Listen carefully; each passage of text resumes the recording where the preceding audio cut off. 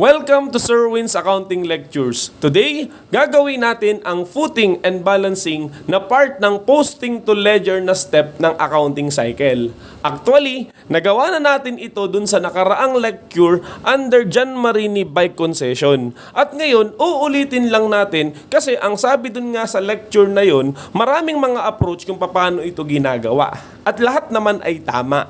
So therefore, ito po yung iba pang step na maaaring ginagawa ng ibang nagtuturo ng accounting. So ngayon, bakit maaaring maraming paraan kung paano gawin ang step na nga na to? Kasi let's say sa mathematics, di ba? Let's say nagpa-plus ka. Okay? 5 plus 4 is equal to 9. Pwedeng ang presentation mo ay horizontal at tama ang sagot mo. Pero maaari din naman ang presentation mo ay vertical. Pero you will get the same result, same correct answer. Okay? Kaya pwede ang maraming approach.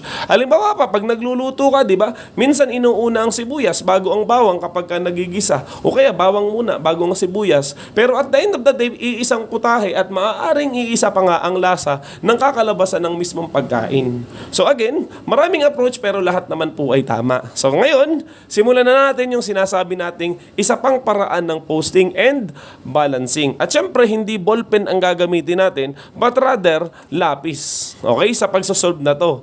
Ang dahilan, kasi nga itong posting to ledger ay step 3 pa lamang. Ay marami pang mga kasunod na steps sa accounting cycle. Okay? Na maaaring ang gagawin mong ito ay buburahin mo rin at the end of the day. Kaya po, lapis. Okay? Simulan na natin sa cash. So we have to add, again and again, all the debits. So 120,000 plus 4,700 plus 5,000 plus 5,500 plus 4,100 is equal to 139,300. Okay? Ang tawag po dyan ay footing kasi ina-add mo. Matapos mong i-add, lalagyan mo ng isang guhit lang. Okay? At pagkatapos sa kabila, ganun din ang gagawin natin. We have to add all of them. So 12,000 plus 29,000 plus 4,000 plus 750 plus 480 plus 1,500 plus 550 plus 480 plus 3,000 plus 480 plus 5,000. So we will get 57,240. Okay? So pagkatapos nun, guguhitan mo din ng isa. So yan po yung ating footing. Same step, ina-add. Ang kaibahan lang, after mong gawin, guguhitan mo ng isa. Okay? Patunay na wala ng kasunod. Pero hindi pa yun yung pinakambalanse. Kasi pagkatapos nun, ma-minus mo rin yung dalawang yun. Ito na po again yung tinatawag na balancing step. Okay? 139,300 minus 57,240. At yan yung magiging balanse ng cash mo. Okay? This time, kung saan yung mas malaking side, dun mo siya isusulat. At gagamitan mo pa rin ng salitang balance. So therefore, nandito po yung salitang balance at nandito yung amount, 82,060.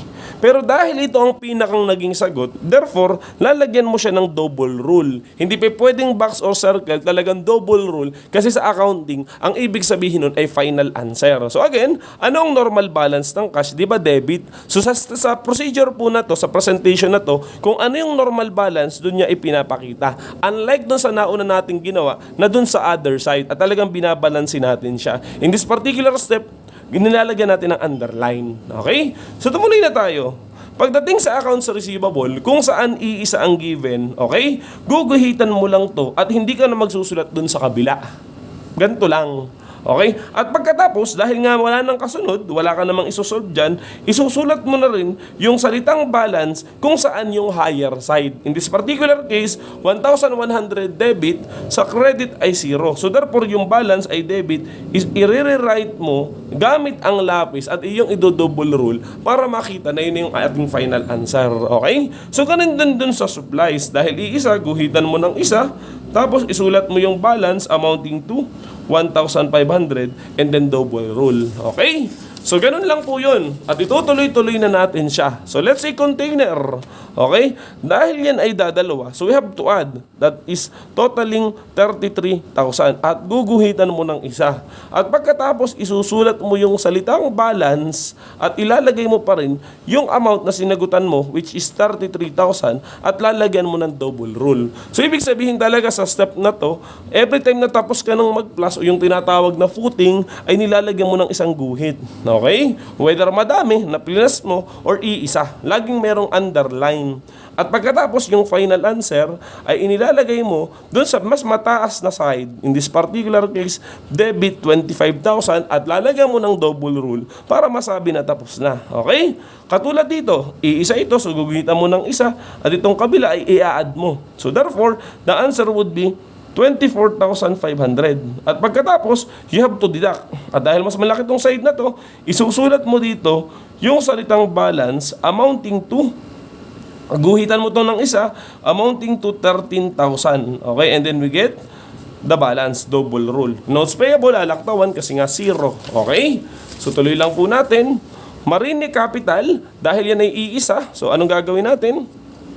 Diretsong guhit, at pagkatapos isusulat na yung salitang balance sa side na to kasi wala nga ulit dun sa kabila. Okay, so 120,000 and then you get to double rule. Drawings, dahil ito'y solo dito, guhitan mo ng isa and then you write the word balance amounting to 5,000. Okay, double rule.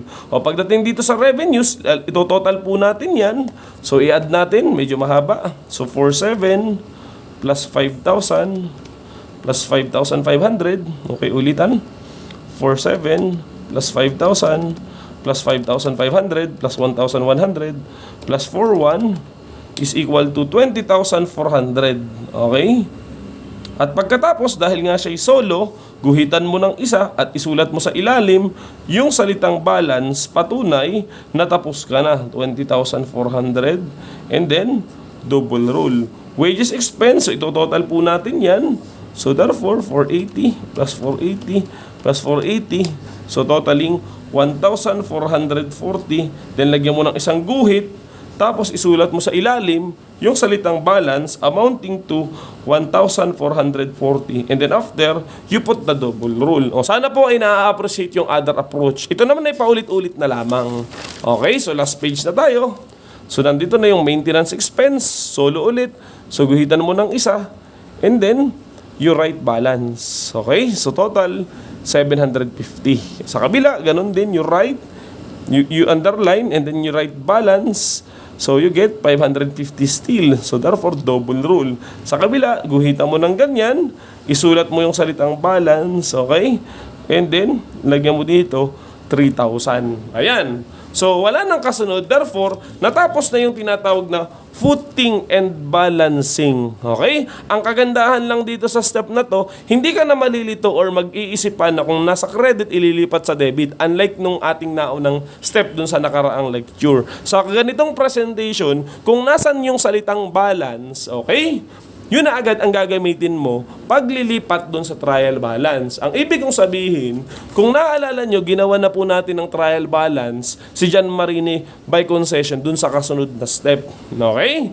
So ngayon, nandito yung naging sagot. Yung balance niya dito sa cash, ilalagay natin dito. So accounts receivable, dahil siya debit, 1,100. Okay, supplies. Supplies po, dahil nasa debit ito, that is 1,500. Okay? So ituloy natin. Ipakita lang po natin ano. Ayan, ipakita natin siya. So container, so balance 33,000. Bicycle 25,000. Accounts payable 13,000 na sa credit. Wala sa notes payable. So we get the drawings.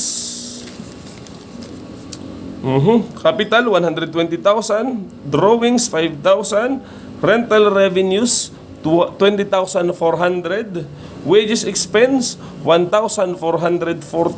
Okay? We have maintenance expense 750.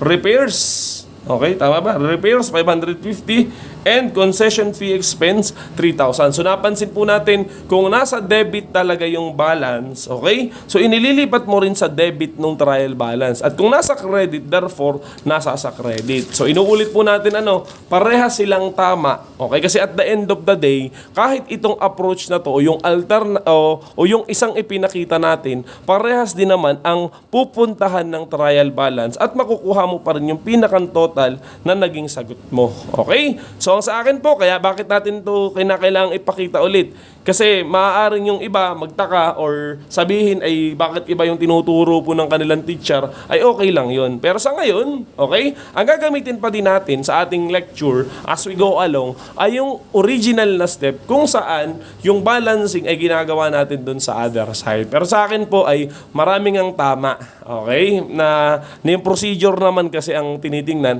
hindi yung final answer. So yun lamang po at sana ay meron ka nang natutunan.